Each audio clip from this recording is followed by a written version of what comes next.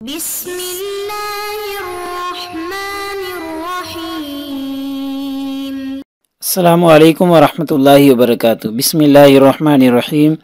عزیز طلباء کرام، ایم اے اسلامیات کے مضمون فقہ و اصول الفقہ کا آج ہمارا سبق نمبر 55 ہے، جس کا عنوان ہے ہندوستان میں اسلامی قانون سازی۔ نیا سبق شروع کرنے سے پہلے ہم پچھلے سبق یعنی سبق نمبر 54 کا خلاصہ دیکھتے ہیں۔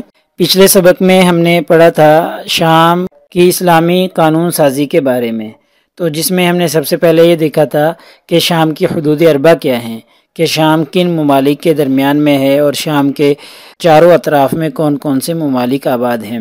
پھر ایسے ہی ہم نے دیکھا تھا کہ شام کی جو خصوصیات ہیں، کہ شام کی خصوصیات کون کون سی ہیں، آبادی کے حوالے سے، پیشے کی حوالے سے، ایسی رقبے اور آبادی کے حوالے سے شام کی جتنی بھی خصوصیات تھیں اس پر ہم نے بات کی تھی۔ تیسرے نمبر پہ پھر ہم نے پچھلے سبق میں یہ پڑھا تھا کہ شام کے دوسرے اسلامی ممالک کے ساتھ کیسے تعلقات ہیں، اور خاص طور پر پاکستان کے ساتھ شام کے کیسے تعلقات ہیں۔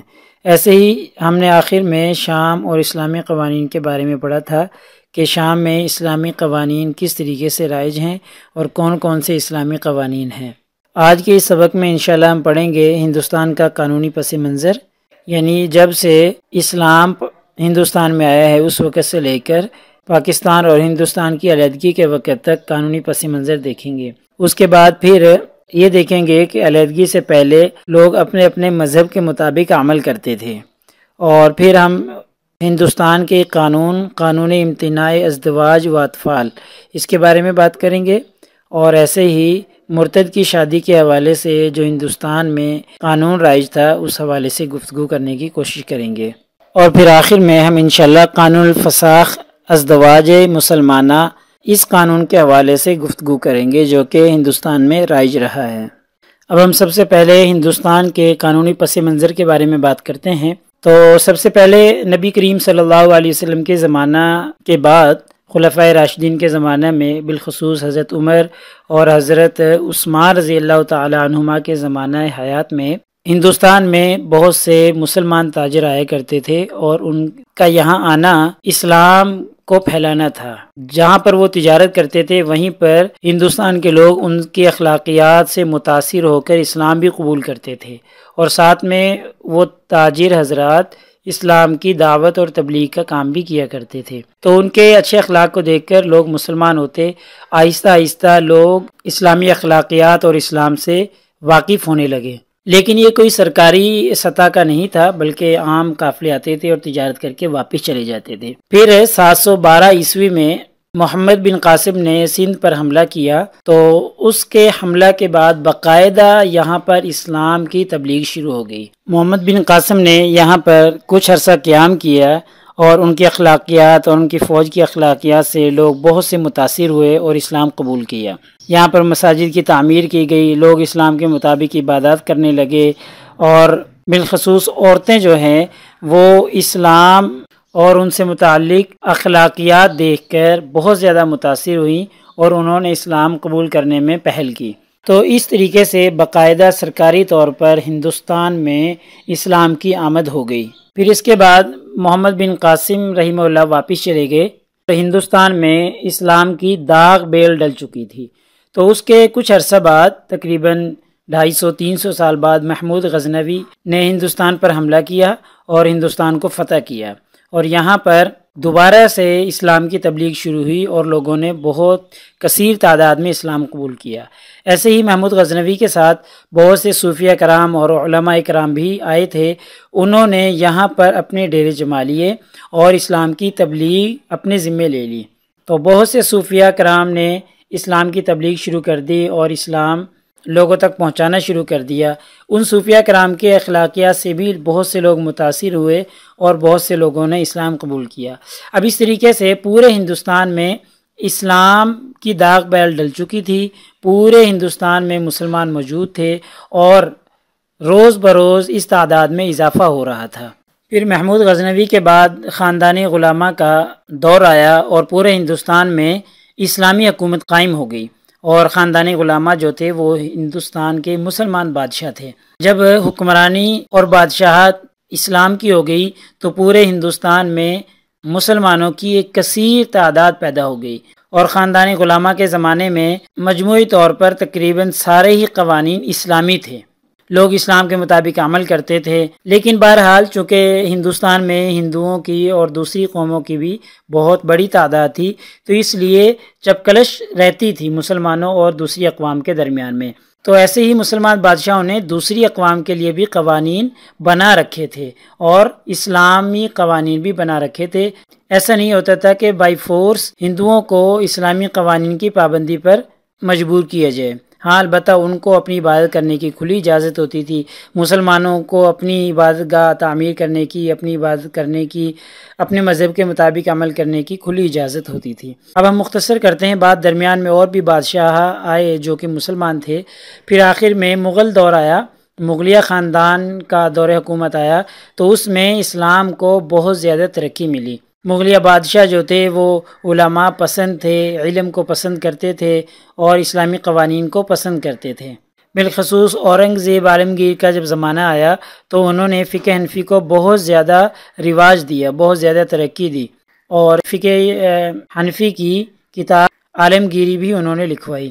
اس کے بعد پھر انگریز کا زمانہ آیا، تو انگریز کے زمانہ میں مسلمان دب کر رہ گئے۔ انگریزوں نے مسلمانوں پر بالخصوص ظلم و ستم ڈھانا شروع کر دیے، مسلمانوں کو ترقی سے روک دیا، مسلمانوں کو ملازمت نہ دی گئی، مسلمانوں کی جو تعلیم تھی اس کو زیرو قرار دے دیا گیا، اس کو بالکل ختم کر کے رکھ دیا گیا، اور پھر غیر اسلامی قوانین کا نفاذ ہونا شروع ہو گیا۔ اب ہم بات کرتے ہیں کہ جب پاکستان اور ہندوستان ایک ہی ملک تھا، علیحدگی نہیں ہوئی تھی، تو علیحدگی سے پہلے کیا حالات تھے۔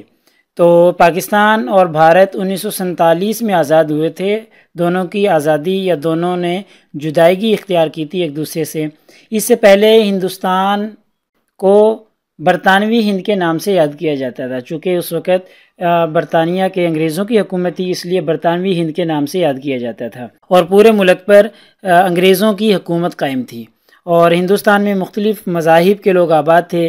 یہ لوگ اپنی اپنی مرضی کے مطابق اپنے شخصی معاملات طے کرتے تھے، جیسے شادی کرنا، طلاق دینا، وراثت اور وصیت وغیرہ، یہ سارے کے سارے اپنے مذہبی قوانین کے مطابق کرتے تھے، اور ان کو مکمل آزادی ہوتی تھی۔ جب برطانوی ہند تھا تو اس زمانے میں بھی مسلمانوں کے لیے قانون سازی کی گئی تھی، لیکن یہ قانون سازی مکمل طور پر اسلامی نہ تھی۔ اکثر قوانین جو تھے وہ غیر اسلامی تھے، بلکہ یہاں تک بھی کیا کہ اکثر جو اسلامی قوانین تھے ان کو مسخ کیا گیا، ان کو ختم کر دیا گیا، کیونکہ انگریز جو تھے وہ مسلمانوں سے نفرت کرتے تھے، اور مسلمان ہی انگریزوں کو ہندوستان سے بھگانا چاہتے تھے، اور ہندوستان سے انگریزوں کی حکمرانی کو ختم کرنا چاہتے تھے۔ اس لیے انگریز سب سے زیادہ نفرت مسلمانوں سے کرتے تھے، اور اسی لیے اسلامی قوانین کو انہوں نے مسخ کر دیا، چاہے جائے کہ وہ اسلامی قوانین بنائیں۔ اب ہم بات کرتے ہیں کچھ ایسے قوانین کے بارے میں جو برطانوی حکومت نے برطانوی ہند میں قائم کیے تھے۔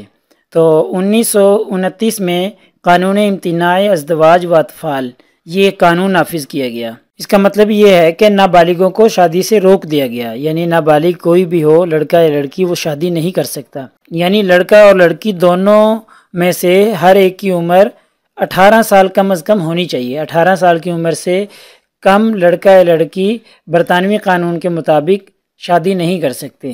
ایسے ہی ساتھ میں برطانوی حکومت نے یہ بھی قانون بنایا کہ اگر کوئی نابالغ لڑکا یا لڑکی 18 سال کی عمر سے کم عمر میں شادی یا نکاح کرنے کی کوشش کرے گا یا کرے گا تو اسے سزا بھی ملے گی، یعنی خلاف ورزی پر سزا بھی دی جائے گی، اور وہ سزا یہ رکھی گئی کہ یا تو 1 ماہ قید بمشقت ہوگی اور یا 1000 روپے جرمانہ ادا کرنا ہوگا، یا اگر حکومت سمجھے گی تو دونوں سزائیں یعنی قید بمشقت اور 1000 روپے جرمانہ دونوں بھی دی جا سکتی ہیں۔ اور اسی پر بات نہیں رکی، بلکہ اس کے ساتھ ساتھ اگر لڑکا اور لڑکی کے والدین بھی اس نکاح میں، اس شادی میں شریک ہوں گے تو پھر ان کو بھی سزا دی جائے گی، یعنی والدین اور سرپرست حضرات کو بھی اس سزا میں ملوث سمجھا جائے گا۔ اب ہم بات کرتے ہیں قانون الفساخ ازدواج مسلمانہ۔ ہندوستان کی مرکزی اسمبلی نے 1939 میں اس قانون کو منظور کیا تھا۔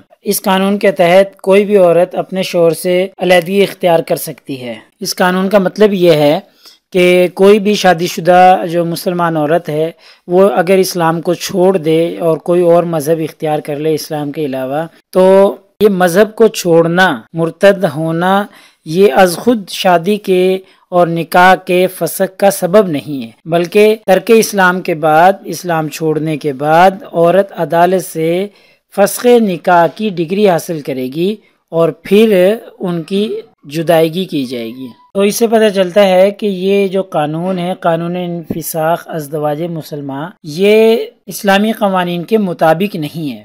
کیونکہ فسخ نکاح کا حق دو جو خود بخود فسخ نکاح ہوتا ہے وہ اس وقت ہوتا ہے جب شوہر امام مالک رحمہ اللہ کے نزدیک 4 سال تک غائب رہے، تو پھر فسخ نکاح ہو سکتا ہے۔ اس کے علاوہ تو خلا ہے، وہ تو ٹھیک ہے، وہ ممکن ہے، لیکن خود بخود عورت کی طرف سے فسخ ہونا وہ تو عورت کی غائب ہونے کی صورت میں ہوتا ہے۔ اور دوسری بات جو اس کے غیر اسلامی ہونے کی ہے وہ یہ ہے کہ جب کوئی مرتد ہو جاتا ہے تو ان کا نکاح تو خود بخود فسخ ہو جاتا ہے، پھر انہیں عدالت سے فسخ نکاح کی ڈگری لینے کی یا سرٹیفکیٹ لینے کی ضرورت نہیں ہوتی۔ جو ارتداد جو ہے وہ ایک ایسا سبب ہے جو نکاح کو فسخ کر دیتا ہے۔ آگے چل کر ہم اس پر مزید وضاحت کرتے ہیں۔ مرتد کے لیے جو قانون ہے شادی کا، اس میں اس کی مزید وضاحت ہو جائے گی۔ تو اب ہم بات کرتے ہیں مرتد کے لیے جو شادی کا قانون ہے اس کے حوالے سے۔ تو مرتد بنیادی طور پر وہ شخص ہوتا ہے جو اسلام کو چھوڑ دے، اور اسلام کو چھوڑ کر یا تو کوئی بھی مذہب اختیار نہ کرے یا دہریہ بن جائے یا کوئی اور مذہب اختیار کر لے، یعنی جو مذہب کو چھوڑ دے گا اسے مرتد کہا جائے گا۔ اس حوالے سے فقہاء کے درمیان اختلاف موجود رہا ہے کہ ان کا نکاح فسخ ہوگا یا نہیں ہوگا۔ تو امام مالک رحمہ اللہ کے نزدیک اگر شوہر مرتد ہو جائے تو دونوں کا جو نکاح ہے وہ فسخ ہو جائے گا، اسے ختم کر دیا جائے گا۔ اور اگر عورت مرتد ہو جائے تو پھر دیکھا جائے گا کہ اس کا مقصد اگر شوہر سے نجات حاصل کرنا تھا تو ایسی صورت میں نکاح تو فسخ نہیں ہوگا، ہاں البتہ طلاق بائن واقع ہو جائے گی۔ ایسے ہی امام شافعی رحمہ اللہ فرماتے ہیں، ان کے نزدیک اگر کوئی میاں بیوی میں سے ایک مرتد ہو جائے تو ایسی صورت میں پہلے تو انتظار کیا جائے گا کہ وہ دوبارہ اسلام لے آئیں۔ تو اگر مرتد جو شوہر ہے وہ عدت پورا ہونے سے پہلے اسلام میں واپس آ جائے تو نکاح باقی رہے گا، اور اگر وہ واپس نہ آیا تو نکاح ختم ہو جائے گا۔ تو اس حوالے سے ہم یوں کہہ سکتے ہیں کہ حکومت برطانیہ نے جو یہ قانون بنایا تھا یہ اسلام کے منافی تھا۔ ایسے ہی امام حنیفہ رحمہ اللہ کے نزدیک اگر شوہر مرتد ہو جائے تو نکاح ختم ہو جائے گا، اور اگر عورت مرتد ہو جائے تو نکاح فوراً ختم ہو جاتا ہے۔